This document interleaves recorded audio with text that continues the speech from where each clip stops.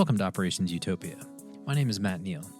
For the last 30 years, yes, since the late 1900s, I've been involved in global regulatory operations and technology across multiple life sciences organizations, from small startup biotech to global industry leaders. Through the sharing of keynotes, industry forums, and interviews with deep subject matter experts, I hope to share knowledge, highlight opportunities, and explore technology innovations around this very niche topic. A disclaimer, this podcast reflects only the opinion of the podcaster and guests, and does not reflect those of their organizations, systems, vendors, or service providers.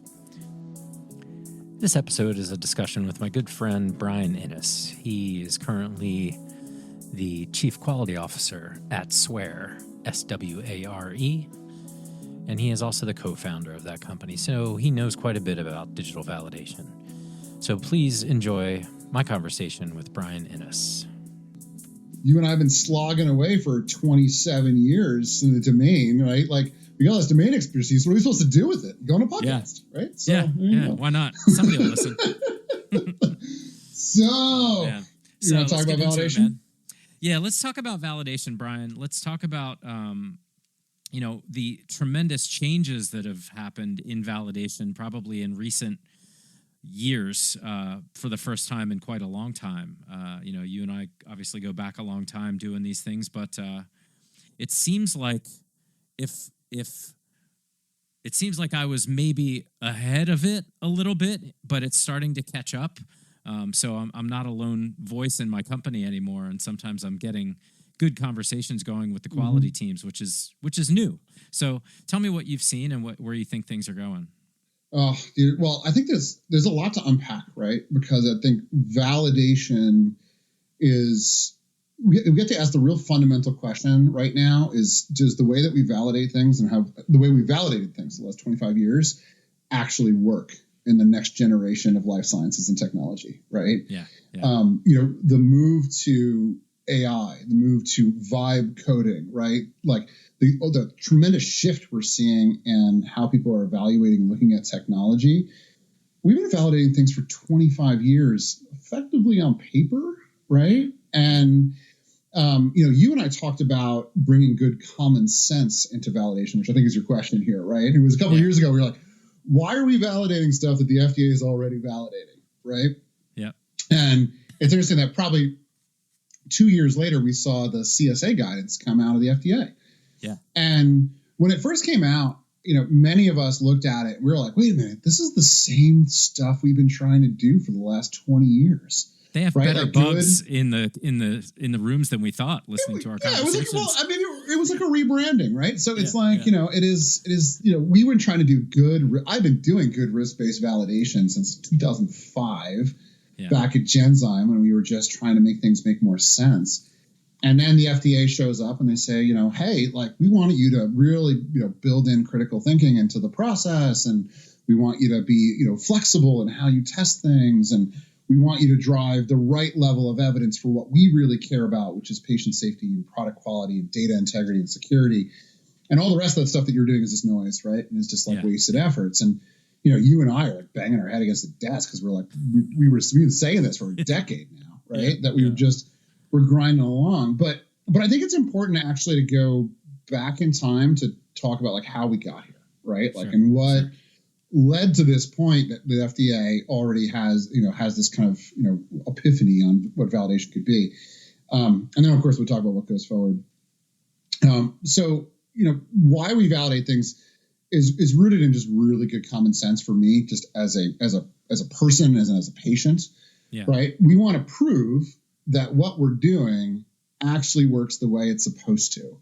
And if you apply that simple phrase to something like a manufacturing line that's making pills, like an aspirin, right? Or a medical device that's responsible for monitoring your heart rate or injecting you with medicine, right?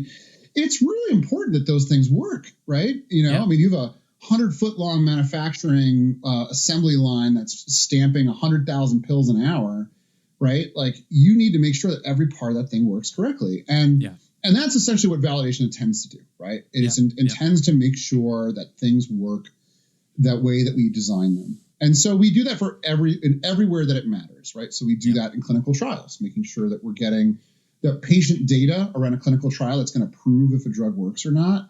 We got to make sure that data is accurate and protected, and that when it makes its way to the FDA, like, it didn't get screwed up along the way. Yeah. We need to make sure that if somebody is signing off on something, right, like they're like, I hereby certify that this is correct, right, that signature is legitimate, and that person actually, their signature wasn't falsified or something. Yeah. Yeah. So validation at its core is like one of those really, really important common sense things that just makes sure that like the healthcare that we get and the products that we get are the quality that's supposed to. Yep. When we first started doing validation, and mind you, this is going back 30 years now in my career, a lot of what we were doing is we were doing this on-premise applications. Yep. And so we were building applications as life sciences companies or installing large amounts of equipment, and we kind of had to do it all ourselves, right? Like I remember we were doing a eClinical solution with IBM, and we had, this was Siemens eClinical at the time, and we had like 35 IBM testers and engineers in a room, right? Who were just writing test scripts, right? Yeah. And it made a lot of sense because like we were the software developers, we were the installers, we were the maintainers. And so we tested everything because nobody else was. And so we had to do it. Yeah. And that like worked for a while, but it created, it slowed everybody down because it was so much work. Right. We just wouldn't change software for 3 to 5 years because the validation effort might take 6 to 9 months. Yeah. And I used to have stacks of paper in my office. They were so tall, I created a maze so that nobody could see me at my desk. Right. Yeah. And there were just stacks of binders. Right. And the other crazy thing about validation is it's only as good as your most recent release or your most recent iteration. So like, I have all these binders that we just spent 9 months doing, and now they're kind of only as good as long as we keep the software the way it is. Yeah. So we just wouldn't change things. And that was actually okay. That was fine, right? We just wouldn't change stuff, and we would change it when it was really important. Yeah. And then the cloud came along, right? And that's where I got a chance to start with Veeva early on in their journey. And, we were introducing the cloud to the world and saying, okay, well, we're going to have a better solution. It's going to be globally enabled and have a lot better tools, and we'll be able to do a lot of things that you don't have to do them. But when we started, nobody trusted the cloud. I mean, I think you remember this, and we had conversations with this early on, right? We're in a very similar position with AI as we were with the cloud right now, that like we were just trying to learn how to ask all the right questions, right? Around security and everything else.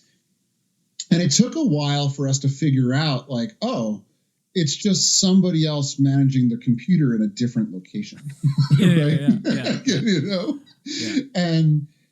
But the nice thing was that like cloud vendors were able to say like, hey, we've got, we'll do all this validation content. We're going to do all this testing. We're going to give you all this evidence so you don't have to do it anymore.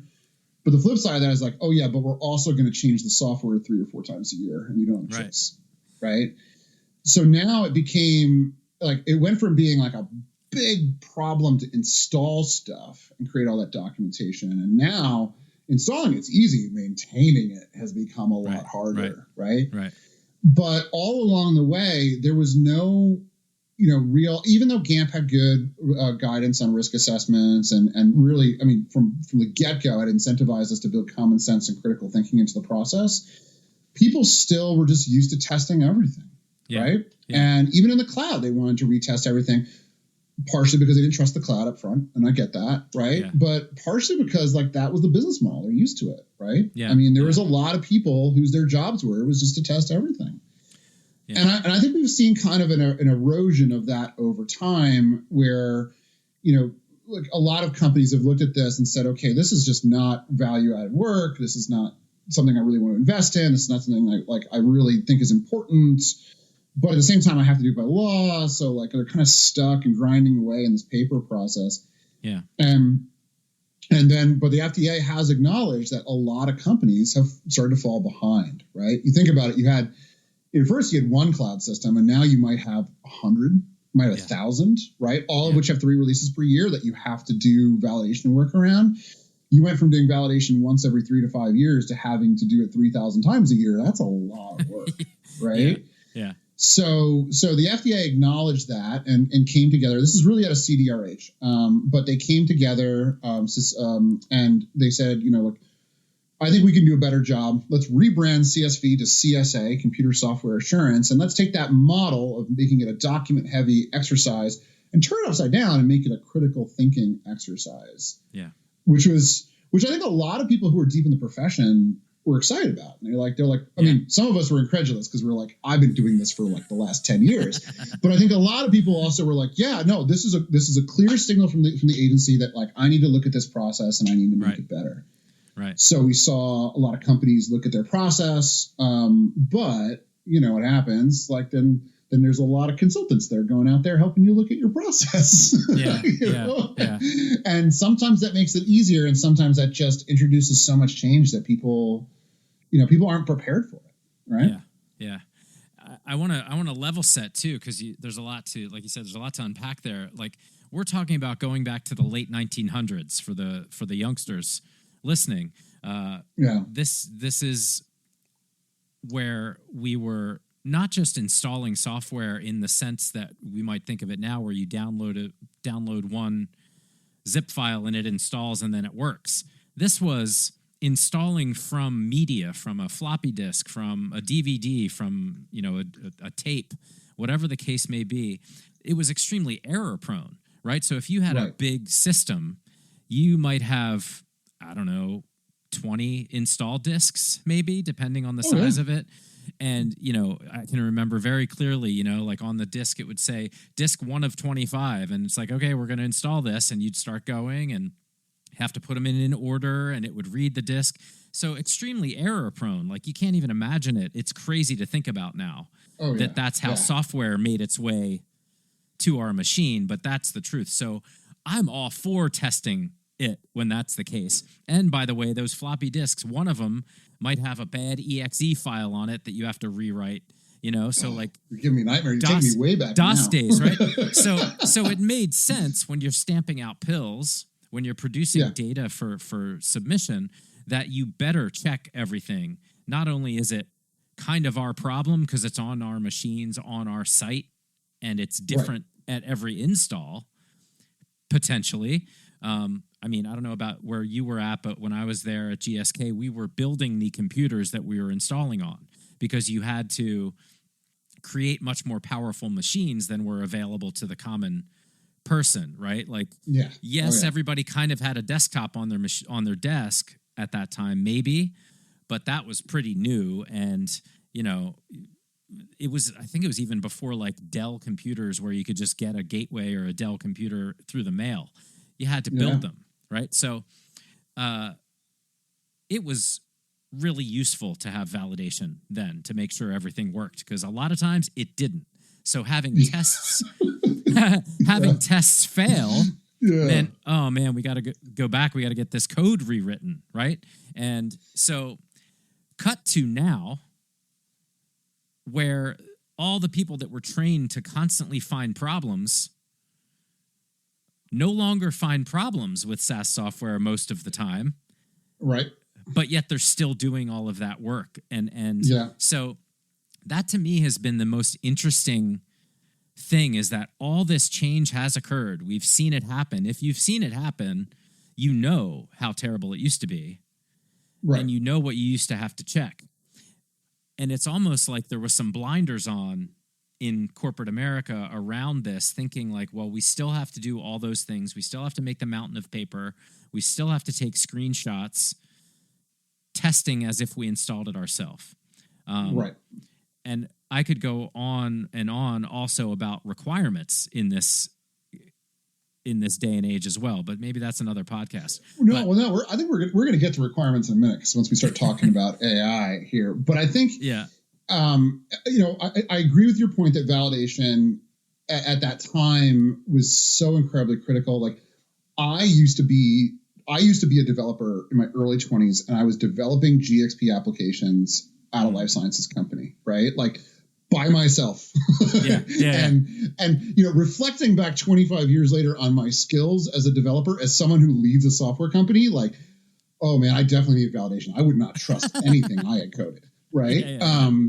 So like, I'm really happy for that. But the point, like, technology's matured so tremendously, right? The cloud, we answered all the questions, right? In many ways. And so now you've got a couple things are happening right now, right? One is you've got you can't play in the life sciences GXP space unless you have a very solid quality story and validation evidence to support your customers, right? They are not going to buy a software company who's like, oh, I don't validate it anymore. Not interested, right? Like, of course, they're not. You're not going to get into the market at all, right? So definitely the shift from sponsors is to look to their vendors and say, like, are you ISO certified? Are you SOC certified? Like, do you have a validation package I can use? Do you have additional services on top of it to maintain it? Like, what's your model? Veeva did a good job, I think, of pushing that forward, but I think every single software vendor in the space right now is like all kind of normalized around that need. Yeah. But at the same time, now you also got a lot of organizations, especially larger ones, they have externalized or offshored or delegated their validation responsibility to outside providers, right? And if you think about it, if I'm billing by the hour, my incentive is to validate as much as I possibly can, because that's how I get paid, right? Yeah. And so there's a lot of companies that are spending tens of millions of dollars a year on validating systems, and like the providers they have don't have an incentive to cannibalize or eviscerate their own business. Like, that's not how it works. Right. So you end up being, if you put some really good common sense around it, right, you might cut the effort down 75%, but who's going to do the common sense, right? It has to be driven internal to the organization. So very often we don't see that happen with a company looking at an existing piece of software or hardware and saying, like, all right, I'm going to do this analysis and try to streamline that. Right. It's like, it's in the ain't broken, don't fix it category, right? Because this is regulatory compliance here. Instead, they say, oh, I'm going to get rid of that software vendor and just like hose it, and I'm going to get something new. And then I'll have a chance to right these wrongs and focus validation the way I, or at least find a more responsive vendor. I think that's been great. And we've seen a really great, even as Swear, our job is to validate other software, right? So we do Salesforce and Box and Blue Mountain and TrackWise and like 40 different vendors. So one, we know where all the bodies are buried, which is a lot of fun, right? Yep. As far as understanding what's working, what isn't. But two, we get to see like these software vendors working with their customers and start to see their customers look to them and say, I want you to do more. I need you to do more because I'm falling behind. And I need the help. And that until like, I think probably the middle of last year would be the narrative I would have told you. But then AI agents all of a sudden became a thing, right? And vibe coding became a thing. And I just think it's all about to break, right? And by this time next year, I think we're in a completely different spot. Okay, say more there, because I find this fascinating that, while I think vibe coding is viable for things that aren't regulated, I'm really interested to see how quickly we get it to the point where it's trusted in that regard. Right. I don't know how, what's the acceleration path there? So I think that it's predominantly going to be driven by vendors, right? So I don't know about you, but I don't see us like standardizing ourselves on Anthropic or OpenAI as a life sciences company. We are more likely to standardize on a domain-specific language model or a small language model provided by another company, right? That has built it for the space, right? They've answered a lot of those tough questions. And there's a lot of them right now trying to get into the space. And there are some incumbents like Salesforce and others, right, who are like doing maybe a little bit more further ahead. Yeah. But back to that thing, right? So first generation was like, we build the software, we install it, we validate it. Second version was we all went to cloud. We validate just the pieces that we use. The vendor does a lot of the rest of the work, and they're predominantly using agile development. And now as we move into this AI enabled, right, you can't fund a software company right now unless you've got AI core to your narrative, right? Yep. Like you can't compete unless AI is central to your story. So what that means is that every single, application, I'm a life sciences company that I'm going to go look at is going to have some sort of AI component somewhere, whether I want to use it or not, right? Right. At the same time, like, you've heard this term SaaS-pocalypse. Have you heard that recently? Yeah. Right? Yeah. So I don't think it's exactly SaaS-pocalypse, but I do think that, everyone's reevaluating their tech roadmaps and the foundations are changing underneath us in real time. Yep. So there's a lot of analysis paralysis, a lot of challenges, and this might be like the slowest growth year for SaaS software like ever now so far. And a lot of SaaS companies are looking at the same coding tools, Vibe coding, Exactly. right, or Claude code, and they're saying, all right, how do I develop better products faster and cheaper? So they are going to be using these tools too, right? So now life sciences companies are saying, okay, software company, you build a validation package. I don't want to build it anymore, right? Like, give it to me and try to do as much as you possibly can. And at the same time, they're saying, like, all right, well, I'm also not going to code things the way I used to either. I'm going to vibe code it, right? And I'm going to use these AI coding tools. And that changes just how we develop, because we don't go from, building detailed wireframes and building detailed requirements that we track in Jira, and we integrate to Playwright, and we do all this, we have all the agile machinations that we've been doing for the last couple of years. Yeah. Instead, we're just talking to a prompt and it's like, build me a QMS system. I'm going to go get lunch. Yeah, right? yeah. And so, exactly, yeah. and don't get me wrong, you've got to get there's a lot of expertise it takes to build something that people want to pay for. Right. And there's a lot that needs to be done to make sure that it's safe. But it means that we're not drafting requirements. Requirements are going to emerge from the system. Yes, they're not going to be thoughtfully laid out. But the cool thing about that is that the same agentic coding platforms, and we're doing this themselves, right? So we're Claude code all the way, right? Teams of agents developing, right? Talking to each other. This is part of our strategy, because we've got we've always had senior architects and senior devs. So we've got a very senior dev team per average. Right. So they're really deep and they're very good at this.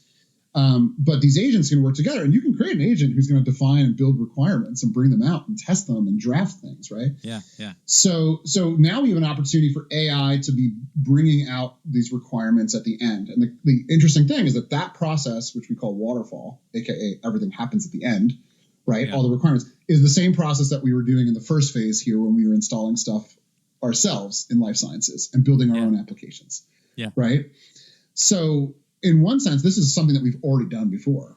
Right. And we've also done these processes already, and that can work fine. But let me get back to the key point here is but we also used to not change things every 3 to 5 years because of the paper problem. Right. Right. So paper validation is just dead in that model. There's no way it scales to an AI company that's going to do 3, 5, 10, 20,000 releases a year. It's over, right? Yeah, yeah. So we need to move completely away from a kind of paper centric or paper foundational validation effort to something that's data driven, that is going to run and augment and move in real time, that can take snapshots of states of compliance. I mean, we could still be creating paper records for the FDA, but those are artifacts that are created at the end, right? They're not. They are. They emerge from the data that's created along the way. So this whole concept of quality by design and building in validation into right into the SDLC is something that companies have really worked on the last couple of years. But all that effort that they put in is now kind of a push of a button away that an AI system could build out for you. Yeah. So it's cool. We're going to move a lot faster, and we're going to do a lot of cool things. But it also means that how you validated things in the past is just your current SOPs, they're just don't work, right? You need a completely different way to do this. So I just don't see it. I don't see it not happening at this point, because there's no CIO at any pharma of any size who's going to be we're not going to do AI because the validation team told me they don't want to. Yeah, right? Yeah. Well, that's the interesting thing, right? Is that you could picture a scenario, maybe not immediately, but follow the pathway here. We're not too far away where the validation package is almost real time. As features roll out, it updates itself and is in a constant state of validation, where it's, you can trust that, I don't know, however you would set it up, but maybe there's agents that test the results 1,000 times in the background to confirm it's correct, right? So it actually gets more valid the better you check and use the machines to check it. So it shouldn't slow down features. And this is the part that I find really interesting, because if you are subscribed to your software, there's still this inherent tax in it, with the releases on a quarterly schedule or whatever the case may be. there are still these barriers in between adopting features because of the validation effort. So how quickly do you think we roll through that and just start accepting it? And part B to that question, is there benefit to an organization in wanting to build their own thing, validate their own thing, or try to build around this rather than the key piece here is trust with these vendors, right? Because we've trusted them for our disaster recovery. We trusted them to get to the cloud. We trusted them for our disaster recovery. We're trusting them with our data. Are we going to trust them with the validation pieces? So it's like we keep just pushing everything out. Every step requires a lot of trust. Right. And so that's where I think the piece really comes together is like anyone who's watching this space knows that it's changing rapidly and is going to continue to change rapidly. So where do you start to put your efforts of the trust with the vendors? And you've mentioned Salesforce a couple of times. We talked about Viva a little bit. I've seen some rumblings online that Salesforce is like now trying to sell your data back to you potentially, which is very scary and a not the best move, I don't think. But it's really interesting to see how this is evolving. And I think for the first time in a long time, so much is happening that's different. Like you were saying, we were kind of cemented where we didn't do anything for 5 years, like because the validation will be terrible. To 18-month, 24-month changes to your whole software package, these long, drawn-out migration things, to where once you get into the flow here, we might be in almost a real-time situation, and I don't feel like it's that far off. So I don't think it is either, and I think even in SaaS for a good while, right? Like validation still was a structural impediment because you could go and change a new field and it might take you an hour or a week to get it done, and then you go to the validation team. They're like, yeah, okay, that will take us a month to validate that, and we're free in 2 months to get started, right? And so people just didn't change things, right? And so SaaS didn't help because you're still, again, that's still the paper process, right? Or digital paper process being applied to that system. And very, very, very, very few software vendors had any kind of embedded GXP validation capability to support you in that, right? Master Control, I think, is like the only one. Yeah. So, because it's not just about the base software, it's like how you use it, right? And there's a human component to this that we do need to touch on when we talk a little bit more about the AI topic in a minute. Because AI quote self-validation is only going to go so far, right? Yeah. But on one hand, right, so as software is developed, like, and it's as we release new software, think about like being able to generate a full validation package with every release, like new every time, versus doing like an iterative change, right? So most vendors today, they do like they do a cumulative build. So they do a foundational baseline where like it's a huge effort and I'm going to test everything. And I'm going to come back around and I'm going to do that big testing effort once every couple of years. But like in between that, I'm just going to test what I change. Right. But if you've got like the full kind of AI agentic validation capabilities, like in theory, you could be redoing the entire validation every single release, which means it's like everything's tested all the time. We've got more trust. We've got more data. Right. And so that's good. That's a good thing. Right. Yeah. What it doesn't solve, and this is actually the whole reason why we exist as a company, is like that it doesn't solve the final mile that the post office is so good at, right? Which is getting up your driveway to your house, right? And what's different about your house versus somebody else's house, right? And it's easy for trucks to run on interstates and for people to ship software that's all the same. Right, it all fits neatly into the same box. But then when it finally gets to that final mile, customers are configuring it for their own processes and their own use cases. Yeah. And so something that's interesting is that that was some companies try to spend a lot of money to try to figure that out, right? And internal software companies, and they were doing it with automated testing and doing it with like API integrations to automated testing. The problem is that automation testing just doesn't fix the process because they're very brittle. So when they break, you got to go back to a human being to fix the automated testing script and then run it again. And like, it still becomes super labor intensive. Almost every single software company I've talked to, I think in the last 6 months, core to their roadmap is a connect layer, an MCP connect layer right now, right? Where they've got not just API, but they've got, an agentic capability where AI can start to talk to AI. And that's actually really interesting. So like, for example, agents in my software can go to Agentforce and say, hey, what did you configure? What changed? What happened? Right. And that's where the agentic validation thing actually, I think, really makes it interesting, because agents specifically can crawl through the audit trails, the config logs, right? The evidence within a software just to say, like, this is what metadata field has been created, and these are the configurations that have been made and when they were last made, and then take that data and signal to a platform like ours to say, okay, here's what's been configured for this customer, and then which we can pick up, auto-create requirements, auto-create test scripts, and then go back and execute them. And so it becomes a far more enabled and like technologically sophisticated story, because companies are now investing in that kind of technology. Whereas 4 years ago, most software companies probably couldn't even tell you what was configured in their own software, right? They don't even know what customers do.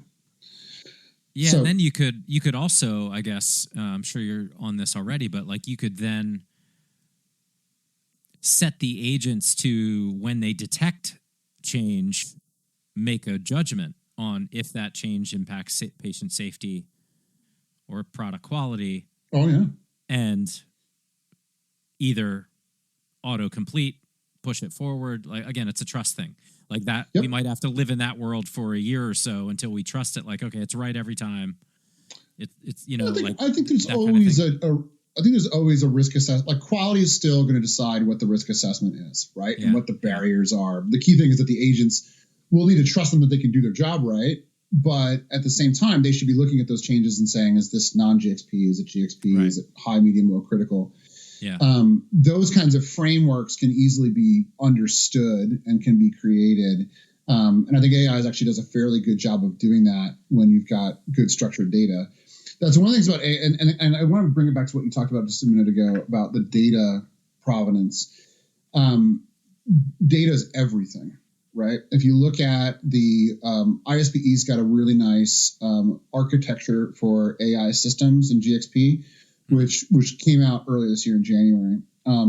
Because a current mode, right, is like, I ask a question to ChatGPT, magic happens with rainbows and unicorns and something with Sam Altman, and then out of it comes a bunch of data, and then I, as a human, have got to look at it and be like, all right, looks pretty good, right?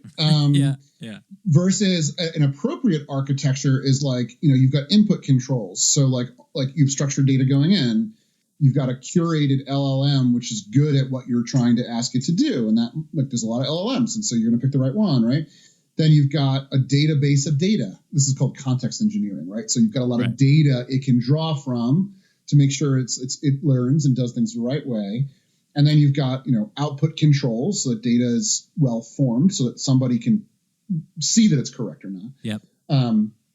Potentially with other checks on quality. And then there's a layer of like governance and oversight and security that happens over this whole thing, right? Right. It's a really nice architecture from ISPE, but I think that's what we'll see more and more and more of that, is that, like, the data really, really matters. And so you look at like digital twins and what Siemens is doing, right? They've got data partnerships with their major manufacturers who are helping them build their digital twin AI LLM, because like OpenAI can't do that by themselves, right? So they are working with a partnership around with their customers to share data, right? To train their LLMs to do better. That requires tremendous trust, right? Right. So, our data is in these SaaS systems. Sometimes it's not clear who owns the data in SaaS systems. Yeah. But that data is going to be so incredibly important to companies to automate so many things. And so validations is one part of it too, right? So like the validation data that we have and the data about systems that's data that's going to be really informative to the technologies that we can build. Yeah. Yeah. It's crazy. I was at the DIA in February, the RSIDM meeting, and it was the first one in, I don't know, probably a decade where there was so much, I guess, call it excitement, movement about not only AI, but also, data-driven submissions and shared regulatory spaces and all of these things that you're like, all right, well, it's starting to resonate. People are starting to pay attention, which is interesting because it is such a stuck, slow industry historically. And do you think they still are stuck and slow? I don't know if this this is one of the things that really struck me is that, you and I both know that a lot of this technology has been available for a while, so they're slow to adopt and catch up, obviously. And I wonder if that we're still at the front of the wave in ops, in tech, and they're going to catch up eventually. But it feels like they're going to catch up faster. Like it's accelerated a little bit. Like it might not be 10 years, it might be 5. Right. Right. Right. And that's kind of exciting in my view, that it is sort of accelerating a little bit, but it's the beautiful thing will be when it's not only accelerating, but also harmonized globally. Right. And that's the part that, we've been talking a lot about what the FDA has done and what the FDA has said is what is acceptable. Meanwhile, there's these other complications and layers that are happening in terms of security and political changes and, trusted data centers and having to store your data only in one country. And it's just like, oh, we're going to ruin it. We're going to ruin the idea of secure central information that we can actually utilize for humans and start to wall them off, into countries and stuff. So it's wild times, man. I think you're right about that. I mean, certainly there's different opinions. Like the EU AI Act is a real thing this year, right? AI litigation is going to skyrocket this year. I've seen from many, many reports, right? Their GDPR continues to be something that we have to respect, right? And it's there for some good reasons. Yep. And then the FDA, I mean, shout out to them for, being more open, right? So whether it be ELSA or the PRISM initiative with like Veda Perkins, a big shout out to them and what they're doing. Yep. But certainly, I mean, the agency doesn't feel like the agency that I was used to, right now. Right. And I'd say the same for almost any health agency that I've talked to. But I think everyone's in a learning mode, right? I think like the cloud, coming back to something I said before, I think right now we're just trying to ask the right questions and learn what those questions are, right? And if we figure those out, then I think that, and we will figure them out, I think that that's going to be very informative to the next wave of regulation and policy around our space. Yeah. But you're a regulatory guy, right? And I started in regulatory too, right? And there's an ECTD, which is like really good for a regulatory submission that goes to the FDA. But that is really just the very tippy tip of an enormous content pyramid across a massive organization with potentially tens of thousands of content authors and contributors and machines and data that does not share the same reference model, right, in its own business. And I do want, the thing I don't know, and I can't predict just yet, I'm happy to take some beer bets with you on this one, is how long it takes for like structured data to really become more pervasive across the organizations. And does that just happen organically and, over the course of a couple decades? Does it not happen? Is there a company or a regulator that's able to say like, hey, we're doing Pharma 4.0 and we want we want this to be solid. Here's your data architecture for your company, right? I don't know. I think there'll be a forcing function that will accelerate it, because of the finances of it will be undeniable. I think once any pilot works out where the data flows quicker and is utilized at a health authority quicker, and patients are taken care of faster, I think that it will be a forcing function, and I hope that it rolls pretty quickly. It's interesting though how much effort has gone in to ECTD4 barely just scratching the surface now of rolling out, it is made obsolete if you really look at data submissions, and seems like it may or may not even be a bridge or a stepping stone towards better data submissions. Like it seems just like a not useful step that's going to slow us down to that data submission. And I think what will happen is once organizations realize just how much is in that data that they need to start using if they want to make it AI ready, their effort to get it AI ready will inadvertently lead to, well, why are we turning this into electronic paper? Right. At the health authority. So I feel like that's the accelerator is not going to be for submission on purpose. It's going to be the result of, if we want to use AI internally, wow, we got to really structure our data better. We have to actually make the data move and connect it and put it in databases that actually make sense. Yeah. Once you have that and AI can do it, then it's just a transport mechanism. And if the agency is like, no, I want the raw data from the beginning, and then you can see that, eventually it's like, well, why are you writing stories about it? Right. Why are you writing? So I think it'll go faster than we think because we're trying to get to AI sooner in our organizations. Right. But I don't know. I could be optimistic. I'm a glass half full kind of guy. Yeah, you know that. So I'm with you. I think, if the FDA came tomorrow to the industry and was like, we will half the amount of time it takes for you to get a drug to market if you do X, Y, and Z, like everyone will fall over themselves to do it. Right. 100%. So you're true about that. Yeah. And I still think that we're, within a year, maybe 2 years, we'll have a lot of the questions around quality answered, but just like we did with the cloud. Right. Yeah. Vendor, and I'm not looking to Anthropic or OpenAI or Google to answer those questions. Actually, I'm looking to the providers that are using those tools and building something domain specific to do.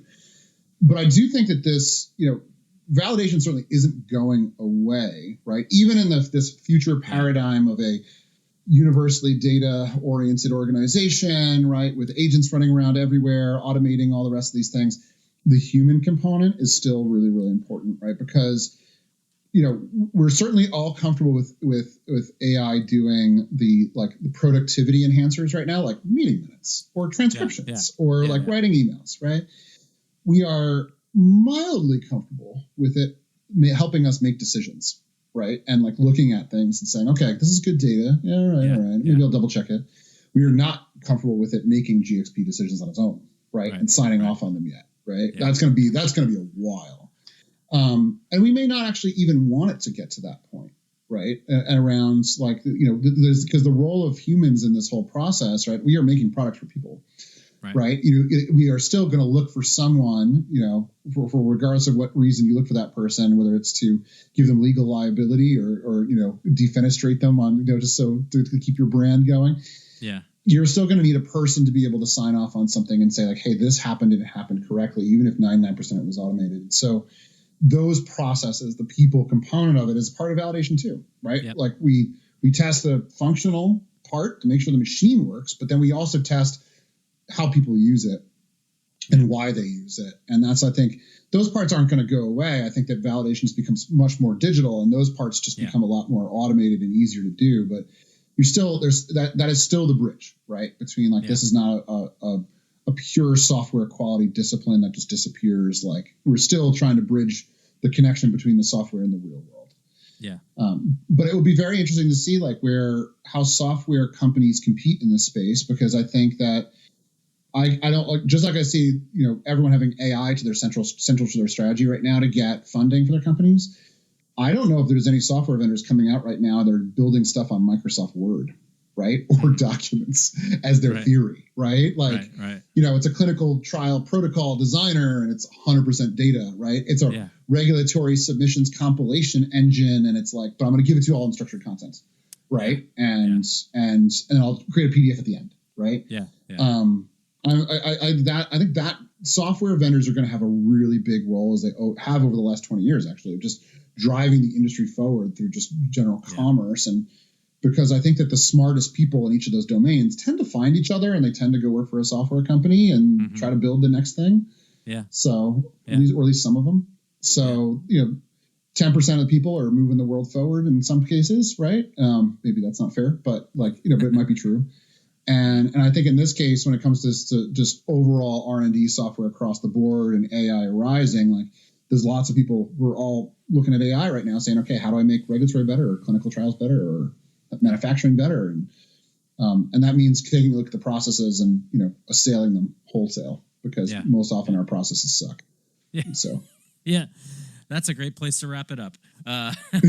Bryan, I think we could talk about this stuff for hours, but maybe we'll do a part 2, and it'll be interesting to look back on this podcast in a year or two and see how correct or incorrect we were about the next couple developments, and look forward to that as well. Thanks so much, Matt. I'm looking forward to keeping the conversation going, and I definitely will figure out what that beer bet's supposed to be, but I'm really excited to see what happens next.